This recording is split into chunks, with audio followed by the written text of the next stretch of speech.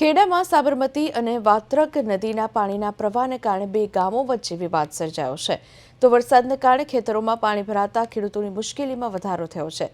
તો અસમાલી ગામમાંથી કાનાવાડા ગામ તરફ જતા ડીપમાંથી પાણીના વહેણને લઈને વિવાદ શરૂ થયો છે.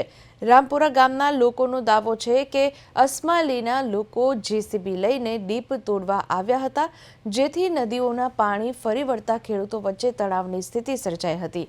તો ઘટનાની જાણ થતાં પોલીસ અને મામલતદાર અને માર્ગ મકાન વિભાગના અધિકારીઓ તાત્કાલિક ઘટના સ્થળે પહોંચ્યા હતા અને મામલાને થાળે પાડ્યો હતો.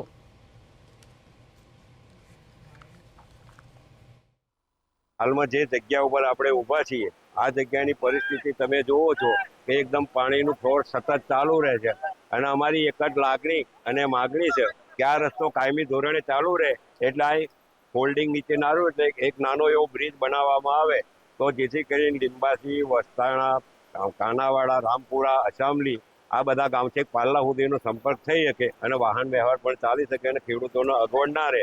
અને બ્રિજ થાય એટલે વારંવાર જ્યાં ઘર્ષણ ખેડૂતો એકાબીજી તોડવા દઈએ ના તોડવા દઈએ એની જગ્યાએ આ પાણી વહી રહે અને વહીવટી તંત્રએ વહેલી તકે આના પગલાં લેવા જોઈએ, જેથી કંઈ ખેડૂતોનામાં ઘર્ષણ ના થાય. એટલે મારી વારંવાર માંગણી છે કે આ જે હાલમાં ઉભા છે આ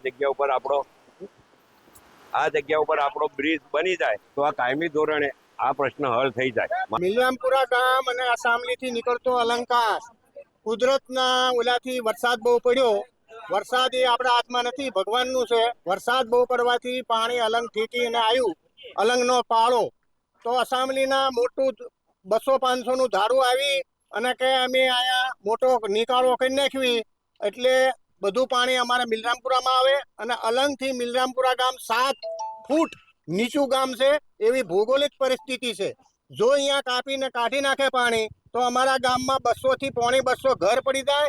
ડાંગર તો અમારી બુડી જાય છે પણ પડી જાય. પછી અમે એમએલએ સાહેબને વાત કરી, મામલતદાર સાહેબને વાત કરી, એમએલએ સાહેબે કલેક્ટરને તાબડતોબ કહી અને બંધ રખાયું.